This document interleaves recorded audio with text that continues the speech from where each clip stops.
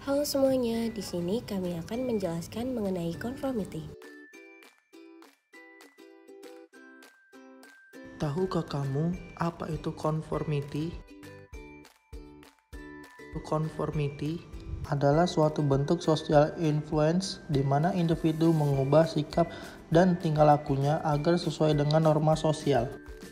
Contoh conformity: seseorang yang sudah memiliki janji dengan temannya untuk hangout, namun tiba-tiba ada ujian mendadak, tapi ia memilih untuk tetap hangout bersama temannya dibanding mempersiapkan ujian karena ada perasaan tidak enak untuk membatalkan janjinya. Penelitian Solomon Asch yang dilakukan pada tahun 1951 dan 1955 disebut sebagai salah satu penelitian klasik dalam psikologi sosial.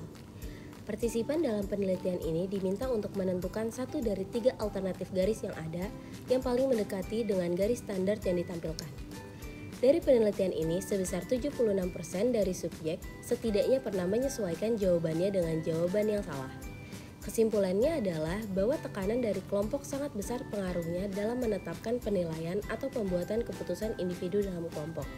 Di sini dapat terjadi perubahan dari konformitas menjadi penerimaan. Faktor-faktor yang mempengaruhi conformity. Yang pertama, cohesiveness atau daya tarik. Dapat didefinisikan sebagai derajat ketertarikan yang dirasa oleh individu terhadap suatu kelompok. Ketika daya tarik tinggi, kita suka mengagumi suatu kelompok orang-orang tertentu yang menyebabkan tekanan untuk melakukan konformitas bertambah besar.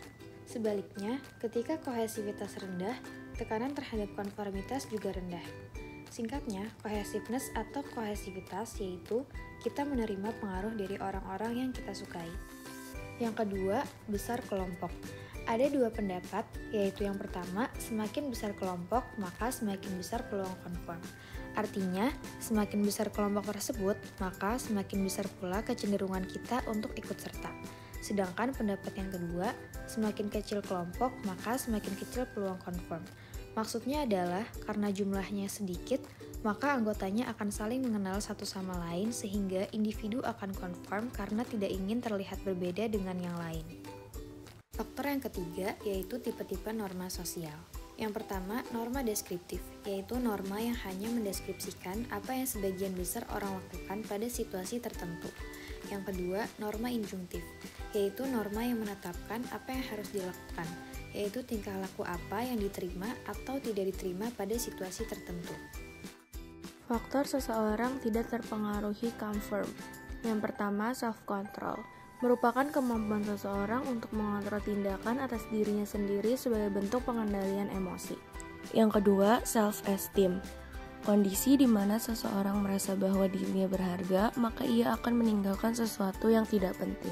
Yang ketiga, need to be different, adanya kebutuhan seseorang untuk menjadi unik dan berbeda dari orang lain selama tidak melanggar norma sosial dan agama. Perbedaan konformitas pada laki-laki dan perempuan. Perempuan cenderung lebih conform daripada laki-laki karena emosional. Perbedaan orang dewasa dengan orang yang usianya lebih muda. Orang dewasa cenderung tidak conform dibanding remaja. Sekian dari kami, semoga yang kami jelaskan dapat bermanfaat dan mudah dipahami. Terima kasih.